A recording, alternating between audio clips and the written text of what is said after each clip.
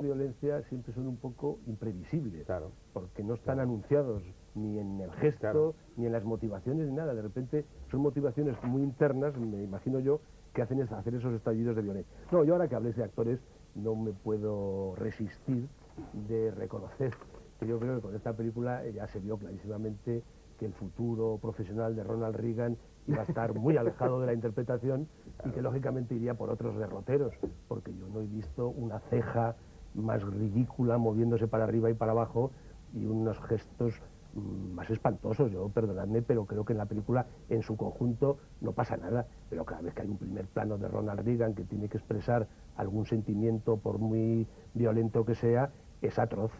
Reconoce que Ronald Reagan, además él estaba aquí enfadado porque hacía de malo a lo largo de toda una carrera. Es que de daba 100 y igual, pico de ¿cómo va a películas, ser de bueno? nunca había hecho de villano, pero que tuvimos buena suerte en que dejara lo del cine. Evidentemente, no, aunque no, se fuera es que de presidente. Pues imagínate que hubiera hecho Casablanca, que también era No, una pero película que hubiera hecho se ve él, ¿no? clarísimo que su futuro Yo nunca me profesional... molestó demasiado Reagan como actor, la verdad a mí es no que me gusta, ¿no? A mí a veces me No, hacía a mí en esta gracia, película no me hombre. gusta. Bueno, no era, pero Muy bueno. creíble no solía ser Hay tampoco. unos primeros planos, no sé si os acordáis, en momentos que mira con cierta acritud, algo que se le va por una ceja para arriba, como...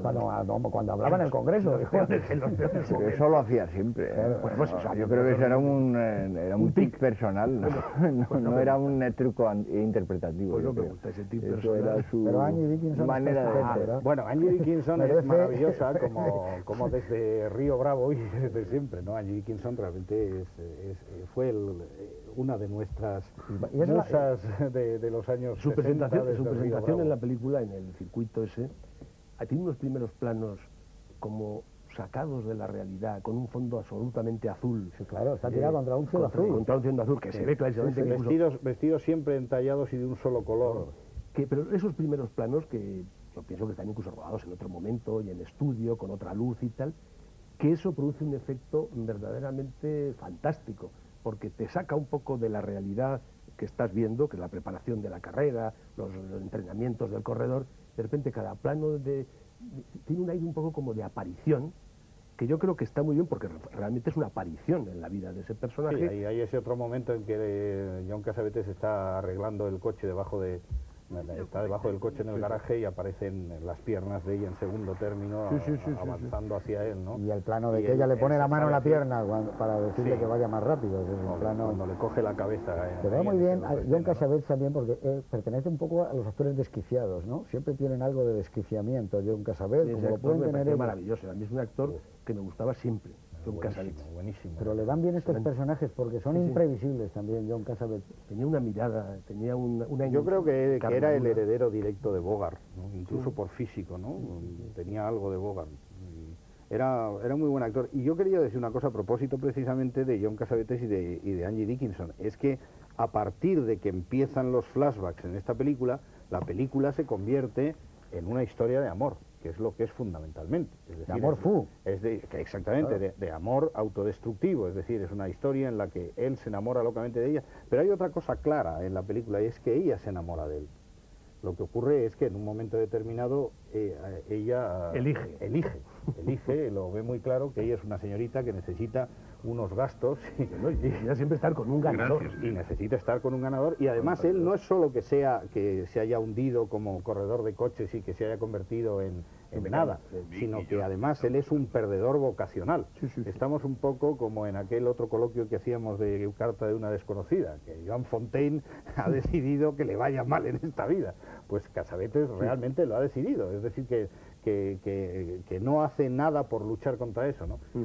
Es cierto que, claro, cuando aparece Angie Dickinson, pues todos podemos entender muchísimas cosas, pero hay un grado de credulidad realmente terrible en ese personaje, ¿no? O sea, un personaje, digamos, de hacer el primo en un grado todavía más grave que el de Burr Lancaster en la versión de Siodmak, por es mucho más terrible. Es que tiene más presencia en esta película Cassavetes, a pesar de la presencia natural de Burt Lancaster, que era un actor maravilloso y con aquel físico que tenía, ¿no? Pero yo creo que...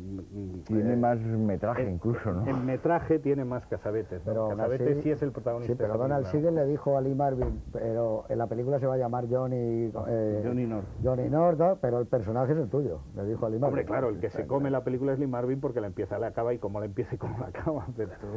O sea, que el personaje, digamos, era como el del galán, Sí. y era el Pero protagonista, con el fijaros nombre. en cómo son las escenas de amor de esta película, que son de un tórrido y de un sentido tremendo, ¿no? Toda esa escena de la canción de Mancini, de Too Little Time, que está la cantante Nancy Wilson. Y la escena en el suelo, la escena en en la suelo, alfombra, ¿no? Pero esa escena que están bailando es una escena de amor, de iniciación verdaderamente fantástica, ¿no? A mí lo que me gusta mucho es que yo veo la película como una ficha de los años 60. Yo veo aparecer a Angie Dickinson y parece que está sacada de la revista Life.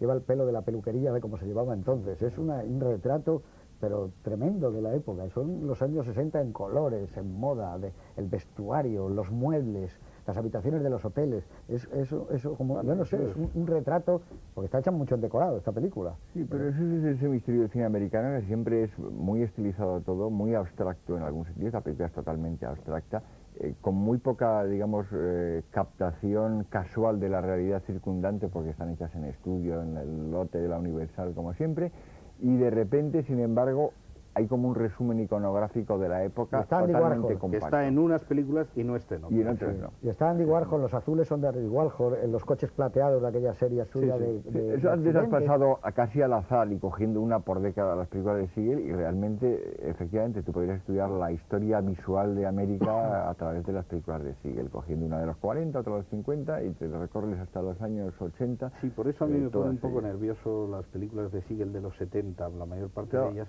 porque están contaminadas por una era una cosa iconografía tremenda, ¿no? que te gusta menos, sí, Claro. eso es normal. Por eso están mejor de las películas de los 70 las que rompen más con eso, Claro, como seductor. Charlie Barrick, que es una película muy particularmente personal suya, ¿no? Yo creo que hay un grado de identificación con el personaje de Walter Y hay una Matthau película muy Y que curiosa que es el Molino Negro, ¿no? El Molino Negro es muy extraña, pero claro, eso ocurre en Europa. Un poco como Hitchcock, ¿no? Un poco Hitchcockiana, y ¿no? ocurre en Europa, y eso ya Y es esa no como es de una, los 70, es como parece una como de los huida, y es 30, como una así. huida de ese look de los años 70. Eso ya le porque pasa además al la teléfono protagonista- también. Claro, pero Sí. fíjate que en esa película, en El Molino Negro, los protagonistas son Michael Caine y Delphine Seyrig, es decir, es un reparto, Michel Lonsdal, si mal no recuerdo, es decir, es un reparto europeo, ¿no? Es como enviado especial. Tiene Sí, algo que es ver. muy- Siegel de estudió en esa línea, Inglaterra, es una cosa, siendo un director tan americano, su formación, digamos, académica fue en Inglaterra. Bueno, y él Nació- siempre dijo nació que en la película Chicago, que me parece, ¿no? le quería haber hecho era Breve Encuentro.